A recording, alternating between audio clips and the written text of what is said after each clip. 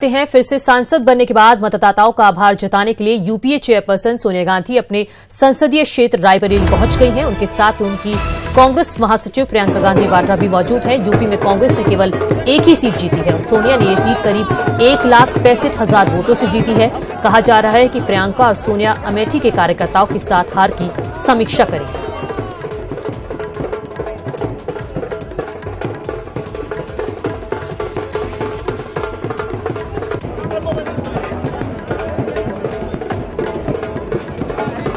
तो सोनिया गांधी रायबरेली पहुंची हैं। आपको बता दें कि कांग्रेस महज एक सीट जीती है इस लोकसभा चुनाव में, जो कि रायबरेली है। सोनिया गांधी इस सीट से जीती हैं। करीब 1,65,000 वोटों से वो जीती हैं। तो यहां पर वो मतदाताओं का आभार जताने पहुंची हैं। अब देखना होगा कि वो किस तरह से रायबरेली के मतदाताओं का आभार जताती हैं। उनके साथ कांग्रेस महासचिव प्रियंका गांधी वाड्रा भी मौजूद हैं। मतदाताओं का आभार जताने के साथ साथ यहां पर हार की समीक्षा भी की जाएगी। बड़ी बात यही है कि यहां पर हार की समीक्षा सिर्फ अमेठी को लेकर की जाएगी या पूरे देश में जो कांग्रेस की पूरी तरह से हार हुई है उसको लेकर की जाएगी, ये भी देखने वाली बात है। तो फिलहाल यूपीए चेयरपर्सन सोनिया गांधी अपने संसदीय क्षेत्र रायबरेली पहुंच चुकी हैं। उनके साथ कांग्रेस महासचिव प्रियंका गांधी भी हैं। यूएमओ गेस्ट हाउस में पहुंच चुकी हैं सोनिया गांधी और प्रियंका गांधी। आपको बता दें कि रायबरेली में प्रचार के दौरान भी सोनिया गांधी ज्यादा नजर नहीं आई थी, उनके स्वास्थ्य के कारणों के चलते। हालांकि उन्होंने रोड शो किया था। और इसी खबर पर ज्यादा जानकारी के साथ हमारे संवाददाता जुड़ गए हैं राजीव सिंह रायबरेली से। राजीव, फिलहाल क्या अपडेट है, क्या कुछ चल रहा है? सोनिया गांधी और प्रियंका गांधी कहां हैं?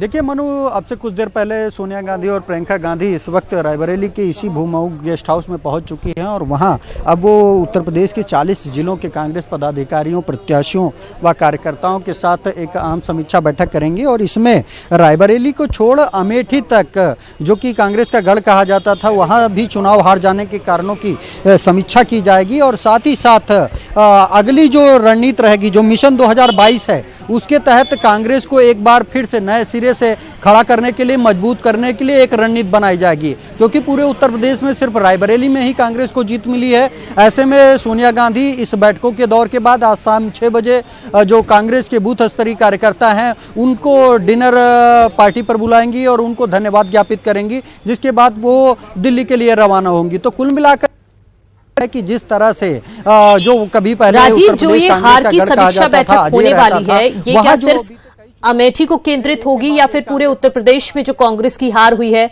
उस पर भी चर्चा की जाएगी? संगठन को मजबूत करने के प्रयास में जुटी है और खुद लोकसभा चुनाव में मिली करारी शिकस्त के हार के बाद प्रियंका गांधी के साथ पहुंची है। और यहां पर वो एक एक कार्यकर्ता, एक एक पदाधिकारियों से व्यक्तिगत रूप से मुलाकात करेंगी और किन मुद्दों पर जो सत्ताधारी सरकार है उसको घेरा जाए और किस तरह जनता के में अपना विश्वास कायम किया जाए, इन तमाम मुद्दों को लेकर अहम समीक्षा बैठक की जाएगी।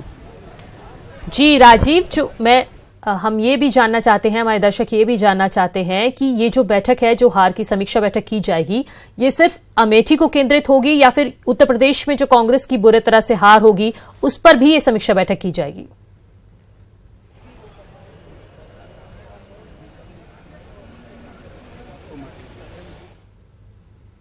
फिलहाल राजीव से हमारा संपर्क नहीं हो पा रहा है। तो जैसा कि राजीव जानकारी दे रहे हैं कि समीक्षा बैठक की जाएगी, मतदाताओं का आभार जताया जाएगा यूपीए पर्सन सोनिया गांधी के द्वारा। साथ ही साथ उनके साथ कांग्रेस महासचिव प्रियंका गांधी भी हैं जो रायबरेली के मतदाताओं का आभार जताएंगी। साथ ही साथ हार की समीक्षा बैठक भी यहां पर की जाएगी।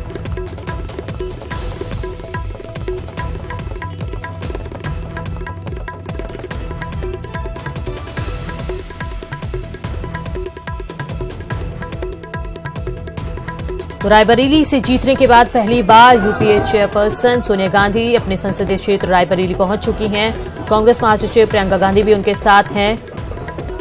तो सोनिया गांधी पहली बार क्षेत्र में पहुंच रही हैं, मतदाताओं का शुक्रिया करेंगी, उनका आभार जताएंगी, क्योंकि यही एक ऐसी सीट थी जो कांग्रेस ने इस लोकसभा चुनाव में जीती थी। सोनिया गांधी यहां से करीब 1,65,000 वोटों से जीती थी।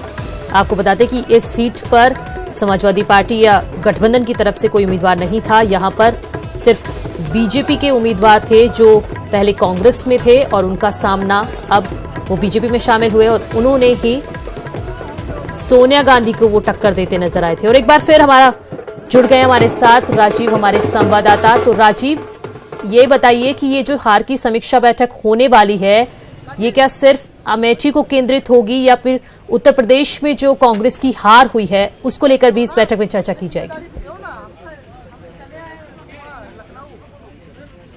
देखिए मनु, ये जो बैठक हो रही है इसमें पूरे उत्तर प्रदेश के खासकर जिन जिलों के राष्ट्रीय महासचिव प्रियंका गांधी प्रभारी बनाई गई थी, जिन जिलों में उनको जिम्मेदारी सौंपी गई थी, जो करीब 40 जिले आते हैं, उन 40 जिलों के पदाधिकारियों को यहाँ पर बुलाया गया है और उन सभी 40 सीटों पर जो हार के कारण है उनकी समीक्षा की जाएगी कि आखिर उसमें प्रत्याशी बुलाए गए हैं, जिलाध्यक्ष बुलाए गए हैं, नगर अध्यक्ष को बुलाया गया है और साथ ही जो अन्य पदाधिकारी हैं जिले मंडल के उनको भी बुलाया गया है और उनके साथ बैठकर प्रियंका गांधी बातचीत करेंगी और ये जानने की कोशिश करेंगी कि कौन कौन से वो अहम कारण रहे, क्या पार्टी जो मुख्य मुद्दे थे उनको लेकर जनता तक नहीं पहुंच पाई या फिर कांग्रेस के प्रति ये विश्वास नहीं जता पाई कि कांग्रेस जीत की पोजीशन में है। और शायद यही कारण है कि जब कुछ दिनों पहले प्रियंका गांधी ने सक्रिय राजनीति में पदार्पण किया था तो उन्होंने खुद लखनऊ में बैठ करते हुए ये कहा था कि जो कांग्रेस का संगठन है पूर्वांचल में वो खासा कमजोर है, ऐसे में सबसे पहले उसे मजबूत करना होगा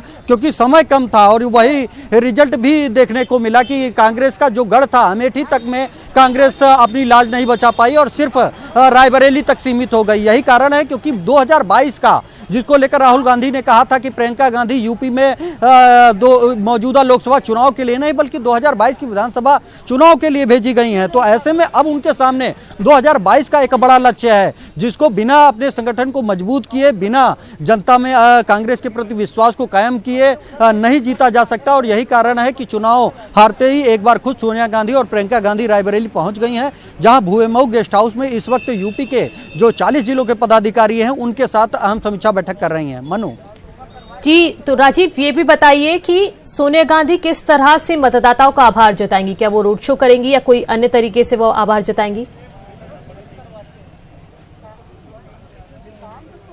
देखिए मनु, क्योंकि अगर पूरे उत्तर प्रदेश की 80 लोकसभा सीटों की बात करें तो 80 में से उनको 79 पर हार मिली है। सिर्फ रायबरेली में ही सोनिया गांधी की जीत हुई थी और ऐसे में आज शाम जब 6 बजे ये बैठकों का दौर समाप्त हो जाएगा तो सोनिया गांधी, प्रियंका गांधी जो रायबरेली के कांग्रेस के कार्यकर्ता हैं, बूथ स्तरीय कार्यकर्ता हैं, जिन्होंने सोनिया गांधी को जिताने के लिए मेहनत की, उनके साथ डिनर करेंगे और उनका इस जीत के लिए आभार जताएंगे और साथ ही साथ अगला जो मिशन 2022 है उसके लिए एक बार फिर से अभी से ही जनता के बीच जाकर अपनी नीतियों को लेकर, अपने मुद्दों को लेकर पैठ बनाने की अपील करेंगी। तो उसके बाद ही सोनिया गांधी और प्रियंका गांधी अपने इस एक दिवसीय दौरे को समाप्त कर दिल्ली रवाना होंगी। कुल मिलाकर अगर देखा जाए तो कांग्रेस के लिए एक बड़ी चुनौती है उत्तर प्रदेश में कि जिस तरह से बीते कुछ दशकों पहले जिस तरह जो मजबूत कांग्रेस का संगठन था वो मजबूती लाने के लिए कांग्रेस भरसक प्रयास करना चाहेगी, क्योंकि ये कमोबेश यही हालत पूरे देश में रही है। क्योंकि उत्तर प्रदेश का हिंदुस्तान की राजनीति में एक अहम स्थान रहा है और दिल्ली का रास्ता उत्तर प्रदेश से होकर जाता है।